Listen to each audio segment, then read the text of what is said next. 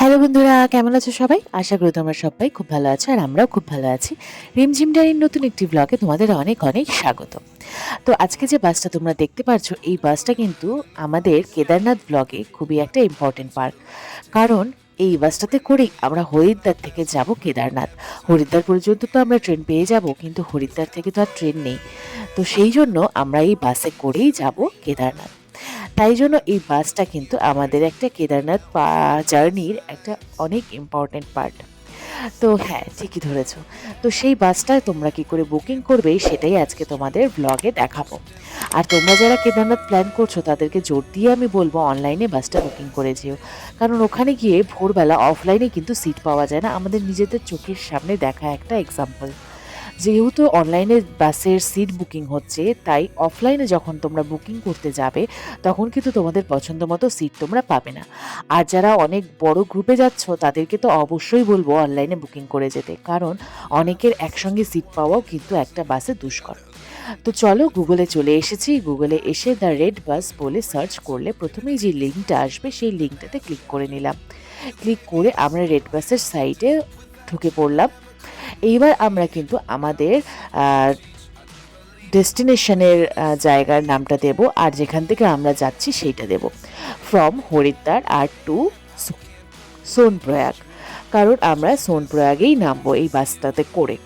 আর তোমরা যেই ডেটে যাচ্ছ ঠিক তার পাশে দেখো ডেটের একটা প্লেস আছে, সেখানে যেই ডেটে তোমরা কেদারনাথ যাচ্ছ বাসটা বুকিং করতে চাও সেই ডেটটা দিয়ে দেবে। তাহলে সেই ডেটে যেই যেই বাসগুলো রয়েছে সেই বাসগুলো দেখো এখানে লাইন বাই লাইন তোমাদেরকে দেখিয়ে দিচ্ছে।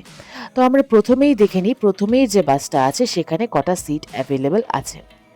এই দেখো এখানে যে তোমরা দেখতে পারছো যে কালো রঙের কালার করা যেই সিটগুলো সেগুলো কিন্তু বুকিং হয়ে গিয়েছে, আর রেডগুলো ফিমেল ট্যুরিস্টদের জন্য, আর সাদা যে স্পেসগুলো রয়েছে সেগুলো অ্যাভেলেবেল বাসের টিকিট।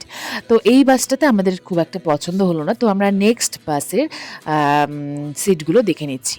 এখানে দেখো প্রচুর সিট রয়েছে, আমাদের পছন্দ মতো দুটো সিট আমরা সিলেক্ট করে নেব।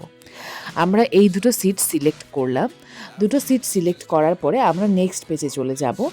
নেক্সট পেজে দেখো এখানে যারা যারা যাচ্ছ তাদের নাম, phone number, gender, age, state of residence আর একটা করে ইমেল আইডি ফিল আপ করতে হবে। মানে যারা যারা যাচ্ছ প্রত্যেকের আলাদা আলাদা এখানে পার্ট রয়েছে, প্রত্যেকের আলাদা আলাদা নাম, ফোন নাম্বার, সমস্ত ডিটেলসগুলো এখানে ফিল আপ করে তারপরে আমরা প্রসিড টু পেতে চলে যাব। একদম নিচে দেখো লাল কালি দিয়ে লেখা রয়েছে ডান সাইডে।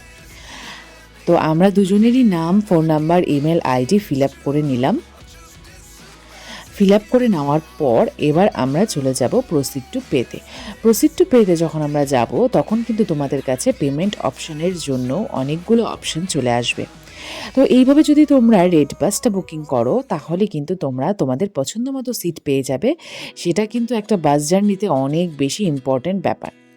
তো এইবার এখানে দেখো রয়েছে তুমি তোমার ইন্স্যুরেন্স করতে চাও কিনা বাসের জন্য। তো আমাদের এক্সট্রা খরচার কোনো প্রয়োজন নেই, তো আমরা নোতে ক্লিক করে প্রসিড টু পেতে চলে যাব। প্রসিড টু পেতে চলে যাওয়ার পর দেখো এখানে একটা এইরকম একটা স্ক্রিন চলে আসবে তোমাদের সামনে। Pay through QR code, pay through UPI ID, credit card, debit card, net banking, যেটা তোমরা করতে চাও।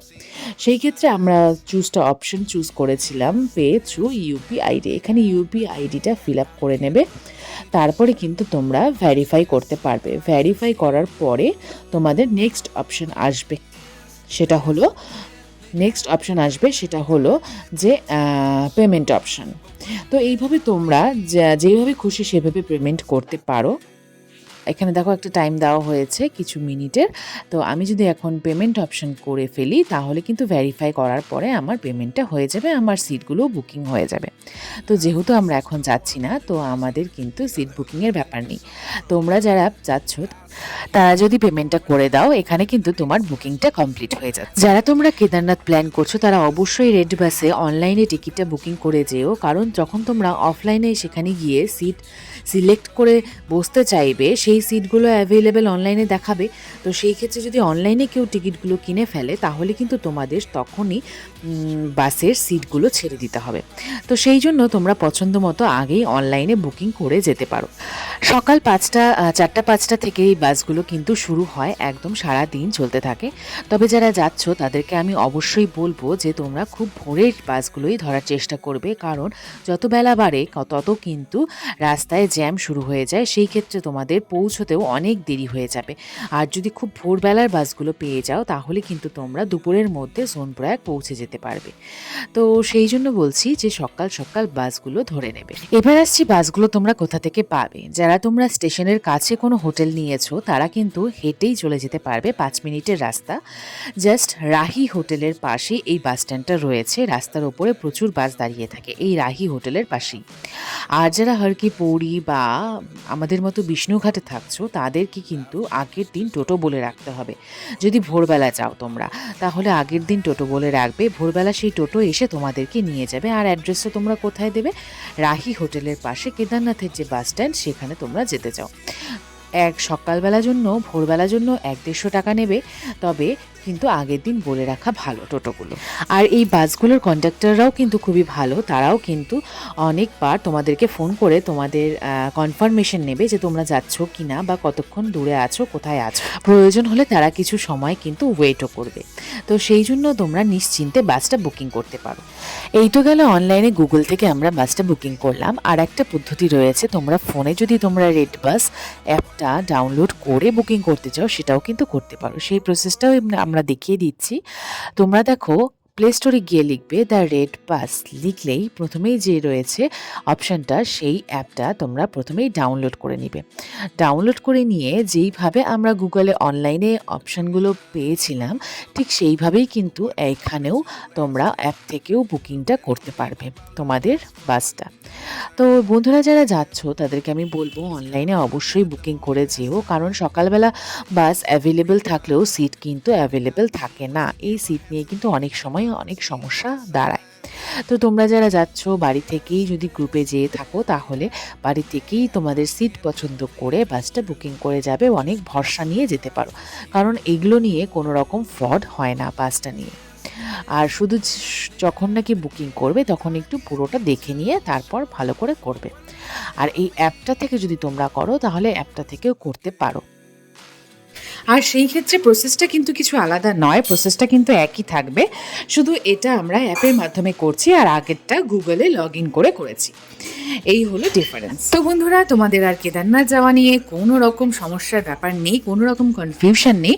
অবশ্যই তোমরা যখন তোমরা রেড বাস বুক করবে তখন কিন্তু সেটা অনলাইনে বুকিং করে তোমরা নিশ্চিন্ত মনে হরিদ্বার থেকে বাসে করে চলে যেতে পারবে কেদারনাথ।